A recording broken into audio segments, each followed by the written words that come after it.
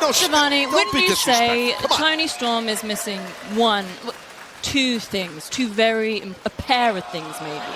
No?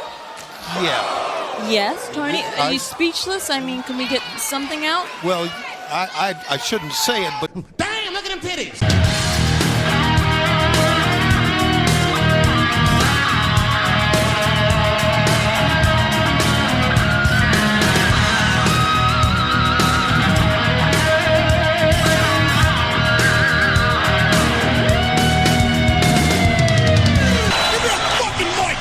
What is going on?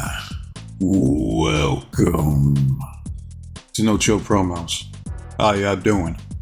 Hope having a blessed Thursday watching this, or whenever you do.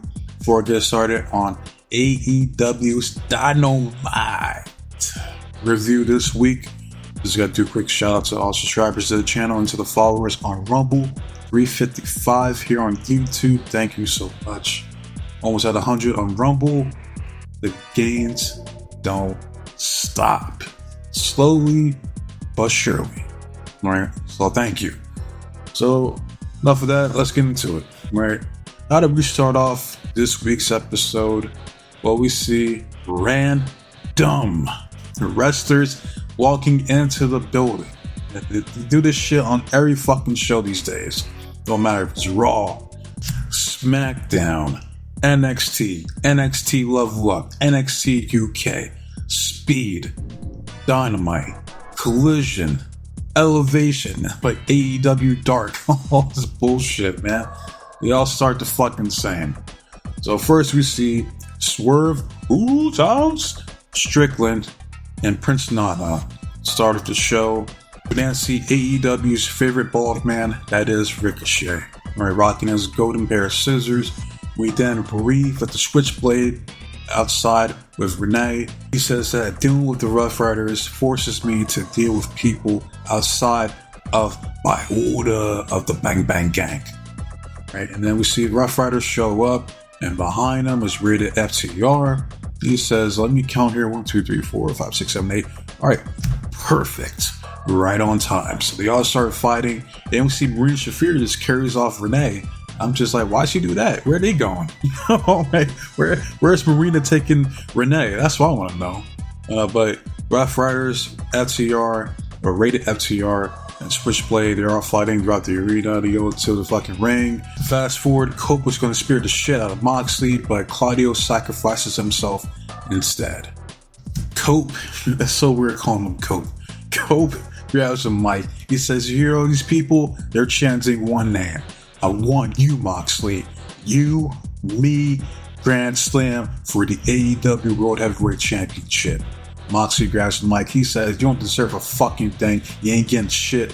Fuck you. We didn't hear from the Switchblade, Jay Caucasian. He says, well, how about I have another offer for you, Moxley? At Grand Slam, you're going to breathe with the Switchblade and choke in your own blood, because it's got to be the Switchblade, Cope versus the Rough Riders in a big speed brawl at Grand Slam in Australia.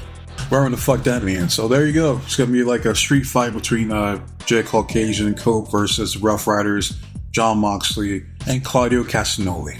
There you go. And I know people are still shitting on this whole Rough Rider shit. You know, people hate Jon Moxley. But to be honest, this is the best shit Jon Moxley has done in his fucking time here in AEW, in my opinion.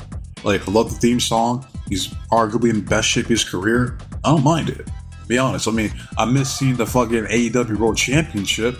Man, there's still no explanation for that. Like, well, I am the World Championship. No, you're not. Stop it. That shit ain't gonna work, man. Like, we need to see the world title back. Alright? Even if you fucking change it to your own fucking version, that's fine. Putting that shit in a suitcase every fucking week, nah. I don't like that one bit. But we fast forward to see Buddy Matthews talking with the Rainmaker, Kazuchika Okada, who is the reigning, defending, undisputed Continental Champion. But he says, why don't you put that belt on the line against me? Okada laughs. He's like, you? Like, you don't deserve match. But he says, and he didn't notice that he was flicking him off when Traction's dead. But Buddy was like, I thought you'd say that. Guess looks like you're still a bitch. Walks away, and then just offended. Okada, he got triggered. He says, I know, bitch. I was just like, it just reminds me of that scene from Rush Hour. I'm no punk bitch. But we gotta keep it moving. Right, so we move on to the first match of the night, and we see everybody's favorite from Assassin's Creed Shadows, Will Bruv Ospreay. Right? And we see Don Callis come out with his trash ass theme song. He says that he has a new member for the Don Callis family. And we hear one of the best theme songs that come out of New Japan. Like, Aussie, Aussie, Aussie, oi, oi, oi. Mark Davis comes out, the Ospreay killer. Now, did anybody believe that he was going to kill Ospreay here tonight? Nah, stop it. So we're going to fast forward to the finish. All right, Mark was like talking with the referee, turns around, runs into, in my opinion, Will Ospreay's best move is that flying hidden blade he does, because he puts his whole fucking weight into it and it looks devastating. That's his best move, in my opinion. All right, I like that even more so than the Stormbreaker. But it's simple but effective.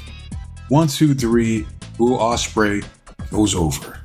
He then grabs the mic talking about parties and how Don Callis is a party pooper and that he has a new friend here to join the party and some bullshit. And then we see the cleaner Kenny Omega, who I guess he's back to his original theme song here in AEW.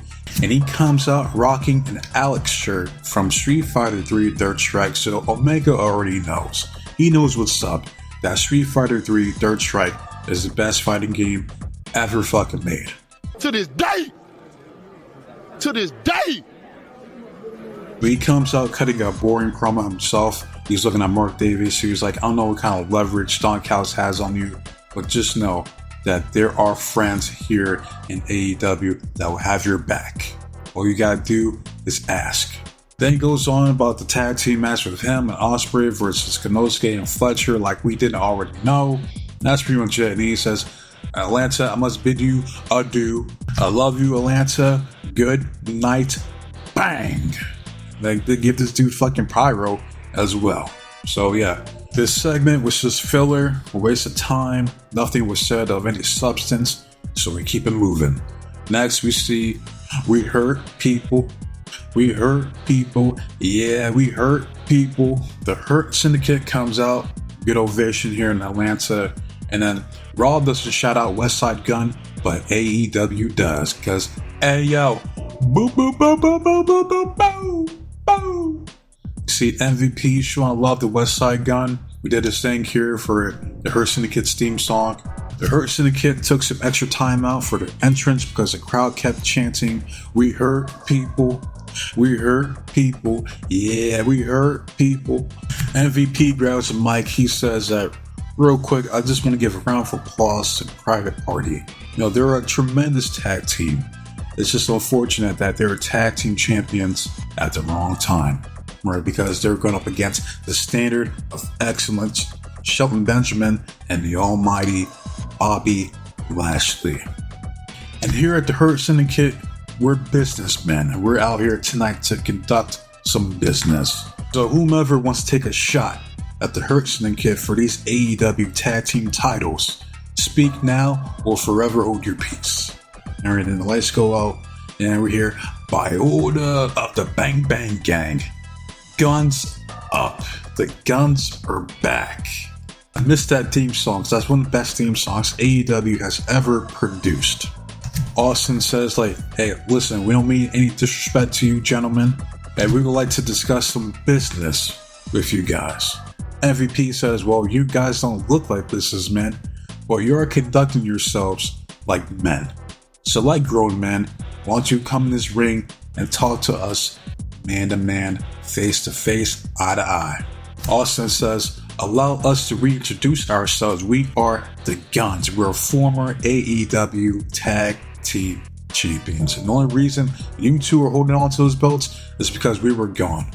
Dalton says, like, oh, you guys hurt people? Well, congratulations for doing your job. All right. That's part of business, as you guys like to say. We're coming after those tag team titles. MVP says, listen, the only reason you guys aren't laying down looking up at the lights right now is because of the respect I have for your father. Alright? So, challenge accepted. Next week, the Hurt Syndicate versus a couple of ass boys. Walks right past them, completely disrespecting them. And the crowd's like, oh, you could hear some ass boy chants in the audience. And I forgot to mention this earlier when Austin was cutting his promo. The crowd was chanting, I believe, ATL ho, ATL ho, ATL ho. I could be wrong, but it sounded like that's what they were saying. Alright. Then we see Austin gets the mic. He says, ass boys.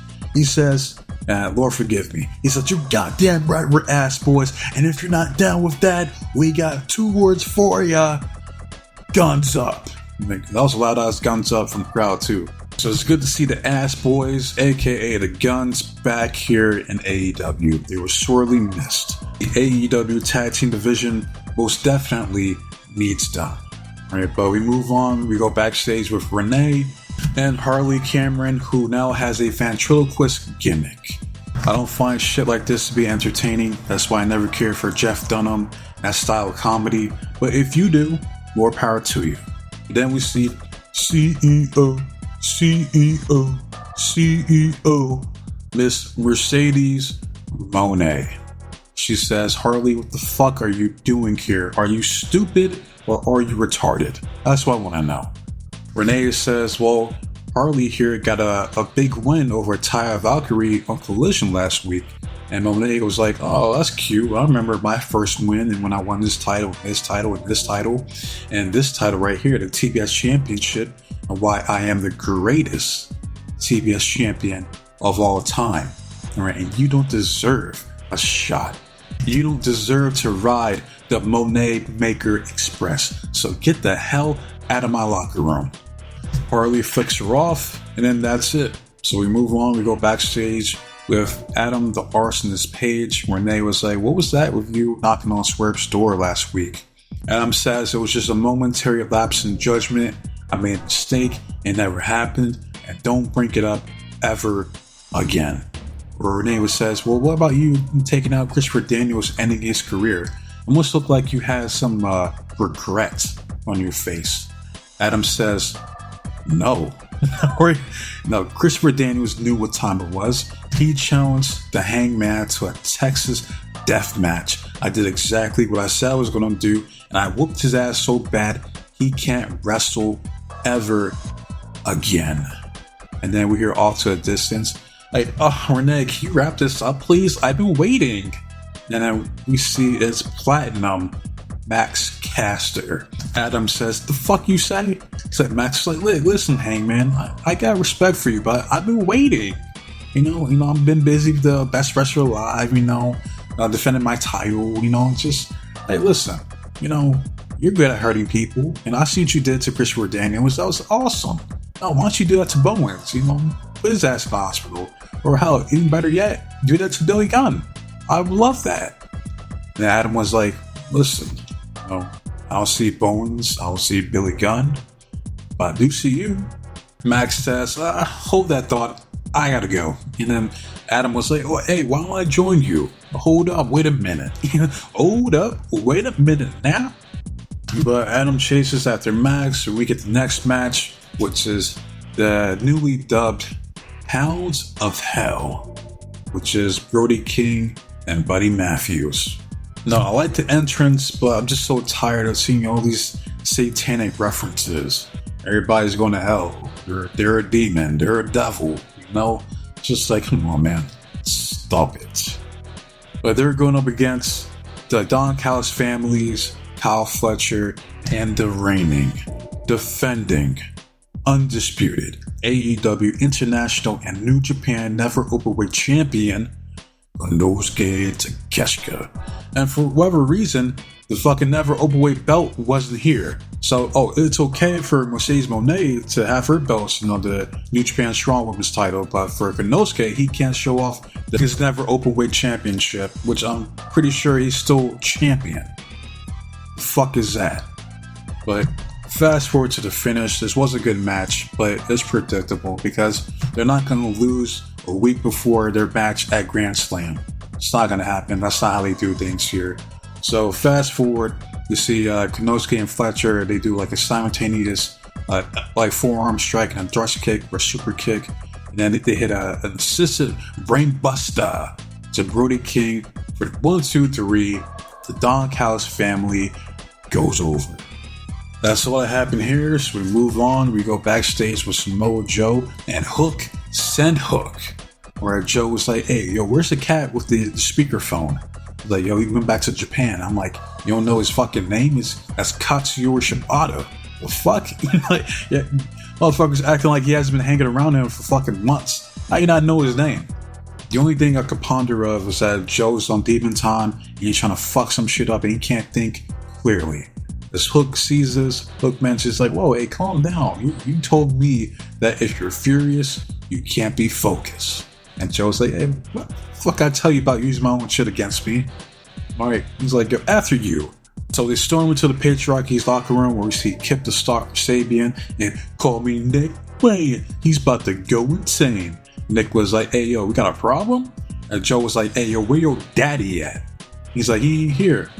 Joe says, well, could just leave and come back, or we could leave a message. So they start whooping Kip and Nick's ass. Then we see Christian, the true face here in AEW. He's peeking through the door. He sees a carnage that's happening in his locker room, so he does what any brilliant genius does. He retreats, gets out of dodge. After Joe and Hook are done whooping Nick Kip's ass, Joe says, hey, yo, tell your daddy I'm looking for him. And they leave, and then we see Christian and the MILF, Mama Wayne, her fine ass. They come storming into the fucking room. They're like, oh my god, what the hell happened? And I got get the camera out of here. And that's it. So that leads us to our promo from Mr. Maxwell of the Jacob to the Freedman. He comes out saying the same shit he always says, and that nobody is on the level of, and then he gets interrupted by Max, who comes running out, trying to run from Adam the Arsonist Page. Max is like, you gotta be fucking kidding me. This is my time. This is bullshit. Get out of my ring right now. The music hits. We see Adam the Arsonist Page coming out, having a face off MJF, where he walks away, goes out to Max. The other Max says, like, are you serious? What the fuck? It's like, listen, before I so rudely interrupted by a hack, you know, since you people like cowboy shit so much, he's a talentless, useless hack. Like I was saying, nobody is on the level of, and he gets interrupted again by the natural Dustin Rhodes. He cuts a good promo. He says, Max, I'm so sick and tired of your shit. All you do is come out here and you talk shit about your elders, their families, and their past histories. Like, you talk shit about Jeff Jarrett, you talk shit about my best friend Owen Hart, and I swear to God, don't you ever mention Owen Hart's name out of your mouth again, or I'll kick your teeth down your throat. Maxwell was like, man, I gotta listen to you old ass motherfucker, I'm out of here. Dustin was like, don't you turn your back on me, you son of a bitch. There's a reason why I lasted all this time at 55 years old. Deep down in your heart, you know that I'm better than you, and your bitch ass knows it. Maxwell was like, round of applause to Mr. Dustin. Oh, it was good. You know, it got me in my feels. There's one thing you mentioned that I have a problem with, and you mentioning you're better than me?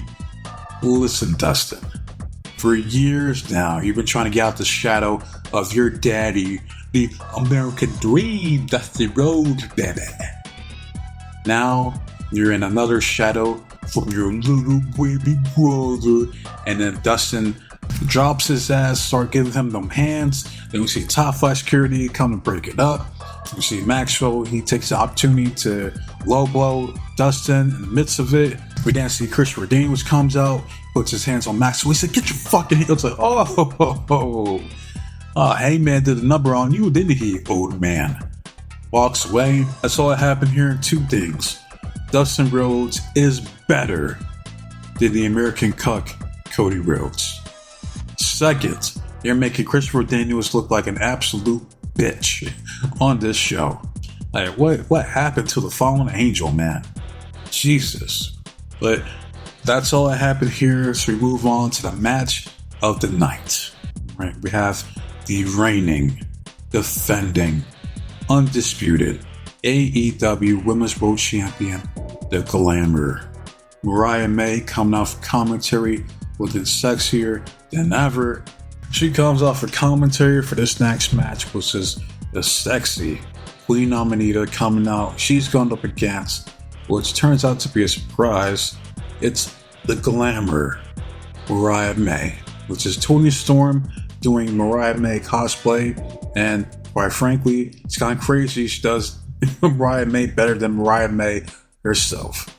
And I'm just watching this. I'm just thinking to myself, I'm like, man, did WWE drop the ball on Toni Storm? Like, imagine choosing Charlotte Flair over this sexy ass woman right here that gets it, like Toni Storm.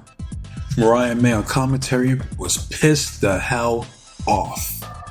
Right, and then go backstage, then group position, we see the Professor, Serena Deeb, had her eyes on this match. She wanted to watch the Battle of the Cats. So I peeped the ass out and I was like, damn, she thick as fuck. What you doing out here with all this ass? Commentary, Mariah was hating that Toni Storm was all caked up back there in her outfit, but she said that what Toni Storm lacks were titty A and titty B, these big ass tits, which rendered Tony Schiavone speechless as he was caught staring at them big ass titties, and I don't blame him.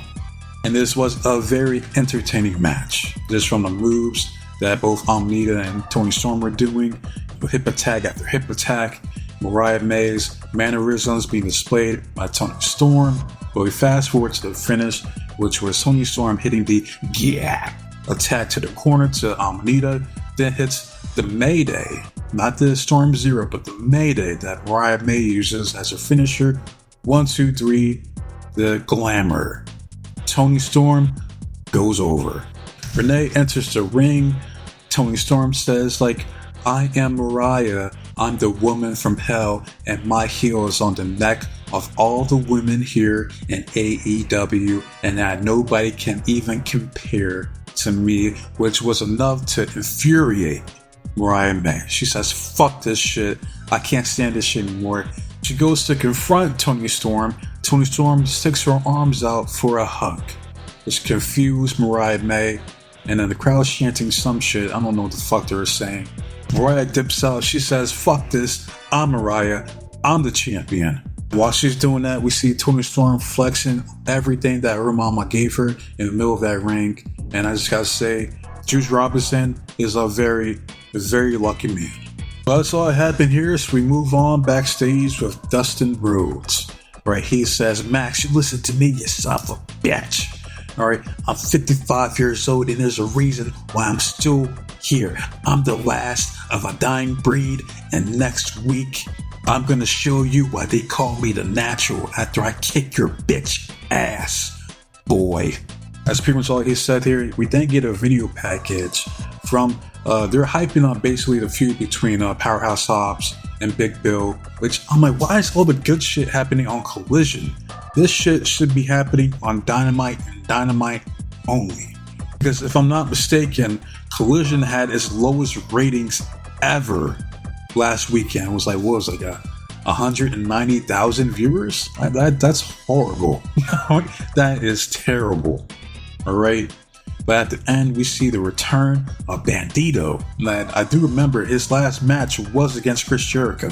So it does make sense for him to help out the Outrunners and Powerhouse Hobbs here on Collision. So it's good to see Bandito back in AEW. It's been a minute. Like, this dude was out for a long ass time. Like, it feels like fucking damn near 2 years. Well, that leads us to a promo from, hi guys, I'm the Learning Tree.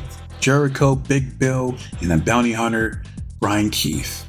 Jericho says like, hi guys, it's awesome to be here at ALT. And Brian was like, that's appreciate Learning Tree. He's like, that's right. And the crowd chanting, shut the fuck up, ATL ho. Shut the fuck up, ATL ho. Jericho says it's funny that Bandito wants to show his face back here at Collision. Well, it just so happens that there's a $100,000 bounty, and it just so happens I know the best bounty hunter of all time, Brian Keefe, who will come and collect on Collision this week. We then see Powerhouse Hobbs, my nigga, comes out. He attacks the learning tree. Then we see the best tag team here in AEW, the Outrunners. They come out to help out their boy Hobbs. So it's like 3-on-3. Right, then fast forward, then here's anything you can do, I can do better. And anything you can do, I can do better than you. So Big Bill chokeslammed this innocent security guard for no reason. And then we see Powerhouse Hobbs. He's like, oh yeah? Hobbs then grabs Wheeler Yuta's brother, or some dude that looks like him. And best believe, pay attention to this dude, because best believe he's going to be wrestling in Collision in like the next few months. Right? Picks his ass up, chokeslam him as well. That Hobbs and Big Bill just start fighting inside the ring. They start fighting over the announce table, and they go to commercial break. They're still fighting in the back, but it seems like the learning tree, they get kicked out. That leads us to the main event, which is Swerve, whose house? Strickland. But he doesn't even get to finish his entrance as Ricochet comes out and attacks him with a steel chair. This was a good match. It has botches like Ricochet trying to go for a Poison Rana, but he fucked it up, so instead he does a German suplex onto the ring apron to Swerve. But fast forward to the finish, Swerve goes for the Swerve Stomp, but Ricochet accidentally, quote unquote, low blows him, then hits the Spirit Gun like he's Yusuke Urameshi from Yu Yu Hakusho for the 1-2-3, and the winner, and arguably one of his biggest wins here in AEW, that is Ricochet. Alright. Prince Nana is checking on his boy. You see Ricochet, he's grabbing the coat that Swerve wore during his entrance. He shoves Prince Nana's bitch ass down, jacks his fucking coat, and that's it. That's all that happened here in this week's episode of Dynamite. And I gotta say, this episode was way better than last week. Last week was fucking rough. That shit was boring. This episode was way better, right? Shit was decent. Not great, not good, but it was decent. Right? There's some good shit that happened on the show. But that's all I gotta say about this shit. So let me know your guys' thoughts in the comment section. Like if you like, hate if you hate. It's all the same to me. I just want to see the engagement and the feedback from you guys, right? As far as the next video, of course, it'll be TNA. And after that, I'll probably drop the GCW or the NWA, possibly the Jay Lethal video this weekend. Right? Unless something else that's newsworthy pops up, I'll make a video covering that. But yeah, wasting up for you guys this time. So be safe, be blessed, take care of yourself, protect you and yours, loved ones, stay warm, stay dry, stay frosty, but most importantly, trust in God. I'm out of here. And until next time, adios.